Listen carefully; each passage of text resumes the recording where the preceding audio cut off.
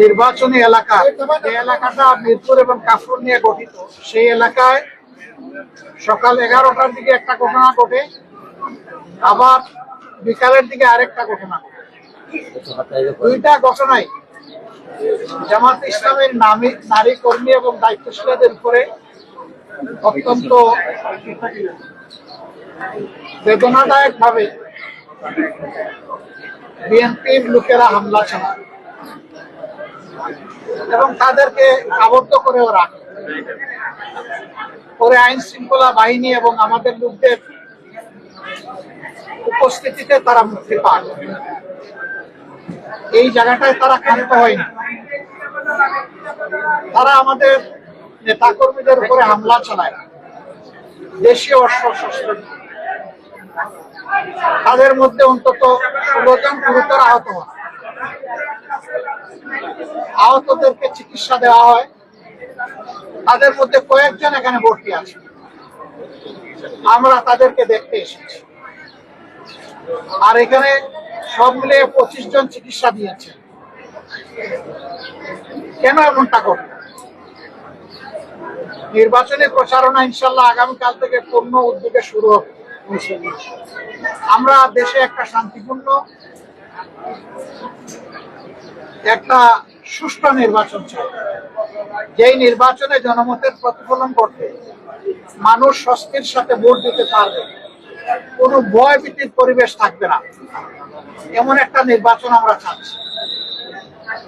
যুক্তির খাতিরে যদি ধরে নেওয়া হয় যে আমাদের দলের কেউ নির্বাচনী আচরণ যদি লঙ্ঘন করেছে, এর জন্য যথাযথ কর্তৃপক্ষ আছে, তারা কর্তৃপক্ষকে বলবে, কর্তৃপক্ষ তাদের মতো করে উদ্যোগ নেবে এবং আমাদেরকে সেই ব্যাপারে সম্পৃক্ত করবে, আমাদের কাছে জানতে চাইবে। আরো অনেক পদক্ষেপ নেওয়ার তাদের এখতিয়ার আছে, কিন্তু কোনো ব্যক্তি বা দলের কোনো ধরনের কোনো এখতিয়ার নাই এই ব্যাপারে কোনো মব সৃষ্টি করার। আমরা এই নোংরা মবের নিন্দা জানাই এবং আমরা দেখতে চাই যে মব যেন এখানেই শেষ হয়। মনে রাখবেন, দুনিয়ার মানুষ এখন অনেক সচেতন, মব করে জনমত এখন প্রভাবিত করার দিন শেষ। সবাই জনগণের কাছে যাবে, নিজের বক্তব্য নিয়ে যাবে, দলের অঙ্গীকার নিয়ে যাবে, নিজের চরিত্র নিয়ে যাবে, নিজের কার্যক্রম নিয়ে উপস্থিত হবে। জনগণ অতীত বর্তমান বিবেচনা করে ভবিষ্যতে কার উপর আস্থা রাখবে সেই সিদ্ধান্ত। আমাদের অঙ্গীকার একেবারেই স্পষ্ট, আমরা একটা দুর্নীতি দুঃশাসন মুক্ত ন্যায় ইনসাফ ভিত্তিক আমরা একটা সমাজ গঠন চাই, যেই সমাজে ফ্যাসিজম আর ফিরে আসবে না। এর জন্য আমরা দুটো নির্বাচন একসাথে অংশগ্রহণ করব, একটি জাতীয় সংসদ নির্বাচন, আরেকটি হচ্ছে রেফারেন্ডাম। আজকে আমি নির্বাচনের ব্যাপারে কিছু বলবো না, এটা আচরণবিধির লঙ্ঘন হবে, ওটা কালকে থেকে বলা শুরু করবো ইনশাআল্লাহ। কিন্তু শুধু এই আসনে না, 300 আসনে যারা নির্বাচনে অংশগ্রহণ করছেন তাদের সকলের প্রতি আমাদের অনুরোধ, প্লিজ জনগণের প্রতি আস্থা রাখুন, জনগণকে শান্তিপূর্ণভাবে সিদ্ধান্ত নিয়ে তার ভোট তার পছন্দ মতো প্রতীক এবং বাক্সে পৌঁছানোর সুযোগ দিন। এর মাধ্যমে যেই নির্বাচিত হয়ে আসবে সকল রাজনৈতিক দলের দায়িত্ব হবে তাকে সহযোগিতা করা, তাকে অভিনন্দন জানানো। কিন্তু এখনই যদি সেই 15.5 বছরের কায়দায় আবার নির্বাচনী ময়দানকে উলট পালট করে দেওয়া হয়, তাহলে জাগ্রত যুব সমাজ কাউকে ক্ষমা করবে। তারা তো মুখের রক্ত দিয়ে পরিবর্তন এনেছে। দেশবাসী আমরা তাদের সাথে ছিলাম, নেতৃত্ব তারাই দিয়েছে।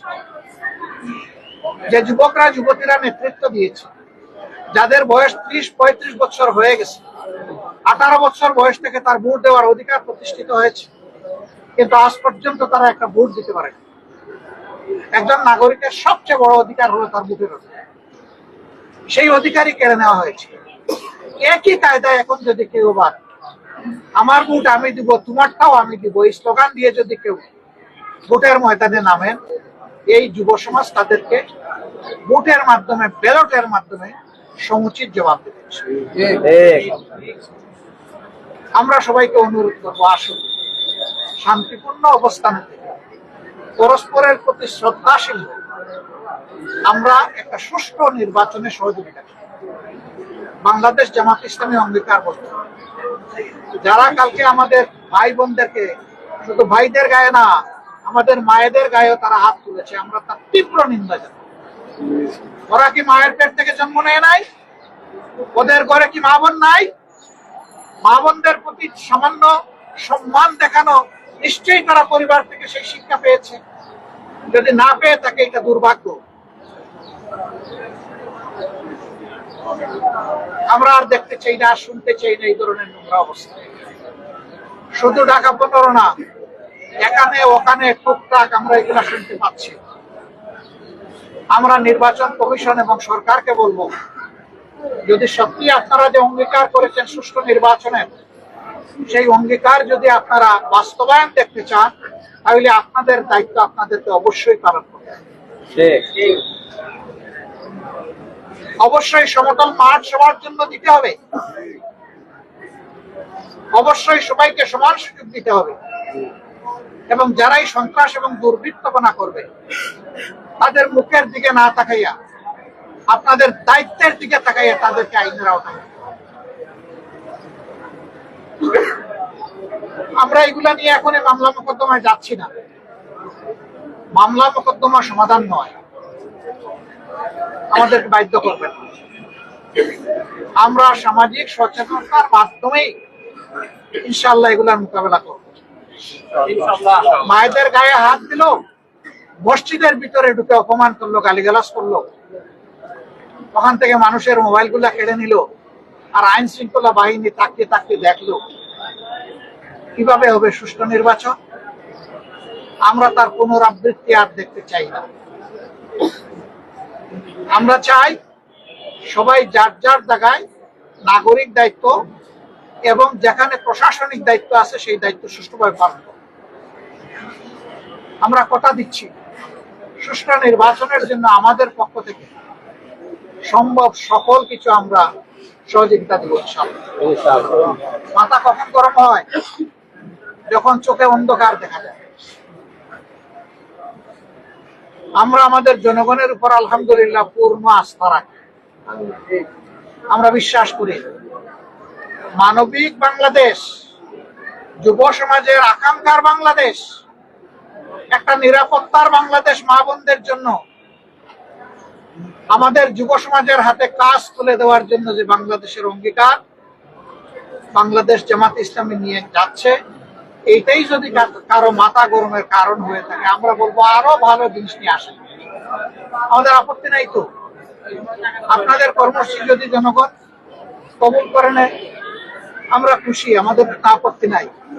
কিন্তু আমাদের কর্মসূচিতে মেহরবানি করে কেউ বাধা দেবে, আমাদেরটা আমাদের বন্ধুগণ, আপনারা কষ্ট করে এতক্ষণ অপেক্ষা করেছেন। আমরা আহতদেরকে দেখেছি, তাদের প্রতি সহানুভূতি প্রকাশ করেছি, তাদের জন্য দোয়া করেছি।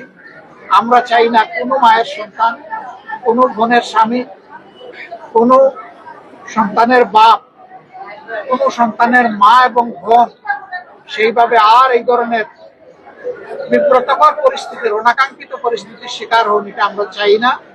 আমরা আশা করব সবার হুঁশ এবং জ্ঞান ফিরবে এবং সবাই নিজেদের সীমানার ভিতরে অবস্থান করে যার যার দায়িত্ব পালন করবে। আপনাদের সবাইকে ধন্যবাদ। আসসালামু আলাইকুম।